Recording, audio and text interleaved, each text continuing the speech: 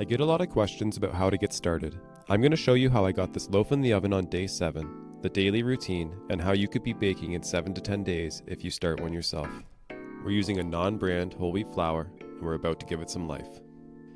You guys know the routine. On day 1, we're mixing together flour and water, and we're just going to set that on the counter until the next day.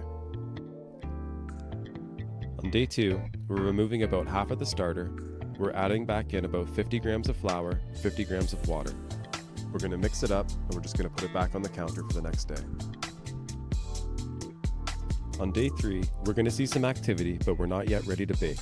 We're just going to repeat the process, remove some starter, add back in some flour and water, give it a mix, and set it back on the counter overnight. On day 4, it's beginning to rise, but this is what's known as a false rise. It's not quite ready yet.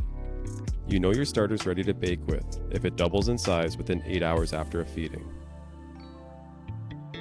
On day 5, my starter doubled overnight. I probably could have used it, but I decided just to repeat the process. What I'm removing from the jar is known as discard. Some people throw it away, but most cook with it or save it in the fridge for later. On day 6, my starter is doubled overnight. It looks active, bubbly, and ready to use. I think that everybody should know a simple bread recipe. The basics are just flour, water, and yeast. Never buy grocery store bread again. It's healthier for you, tastes better, and makes your house smell like a bakery. And now a quick montage of me baking day 6's bread, which we'll enjoy on day 7. 25 minutes at 450 with the lid on. Then we remove the lid, turn the oven down to 350, back on for another 25 minutes. I'm going to let it rest in the pan for 15 minutes after the bake, and then it's time to enjoy. On day 7, I didn't have time for another loaf, so I just repeated the process by removing some starter, replacing it with some flour and water, mixing it up, and just setting it on the counter overnight. Now what we've all been waiting for. Can you believe you can get these results in just 7 days? The outside has a nice crust, the inside soft and spongy. This was absolutely delicious. On day 8, or whenever your starter is usable, the process can change to just feed it, and if it doubles within 8 hours, it's ready to use. 2 hours later. Look at that work of art. I'm making another recipe and leaving this, the scrapings, on the counter overnight.